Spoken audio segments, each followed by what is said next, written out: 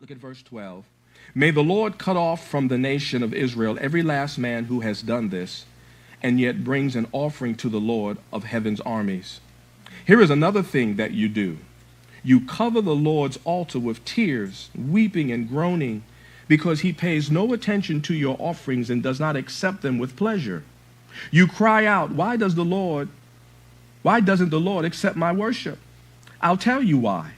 Because the Lord, watch this, because the Lord witnessed the vows you and your wife made when you were young, but you have been unfaithful to her, though she remained your faithful partner, the wife of your marriage vows. Didn't the Lord make you one with your wife? In body and spirit you are his. And what does he want? Godly children from your union. So guard your heart. Remain loyal to the wife of your youth. For I hate divorce. You can highlight that, underline that if you have your highlighter with you. For God said what? I hate divorce, says the Lord, the God of Israel. To divorce your wife is to overwhelm her with cruelty, says the Lord of heaven's armies. So guard your heart and do not be unfaithful to your wife. Now, I know we can get into the schisms and the corners of when a divorce is allowable and not allowable. That's a sermon for another day.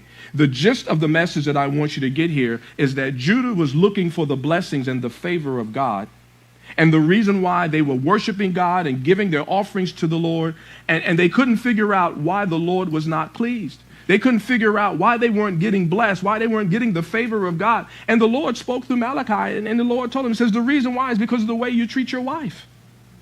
And I know it seems like he's only talking to the men, but the principle or the application is for men and women, because if you're a lady or a wife here this morning, it also pertains to you and how you treat your husband. In other words, he's looking at the marriage snapshot. He's looking at the marriage relationship that's supposed to be the model or portray the relationship between Christ and the church. And he's looking at that relationship and he's not pleased. And God was looking at Judah and says, look at your marriage relationships. This was a covenant that you made with the wife of your youth. And look at how you are treating her. Look at how you are unfaithful to her. And you want me to bless you? And it's no different today. You want me to bless you? We cry. Look at the words he says. You're crying. Look at verse 13. You cover the Lord's altar with tears and weeping and groaning. That's us. We're covering the altar with groans and weeping and tears and fasting and prayer. And then you go home and you treat each other like mess.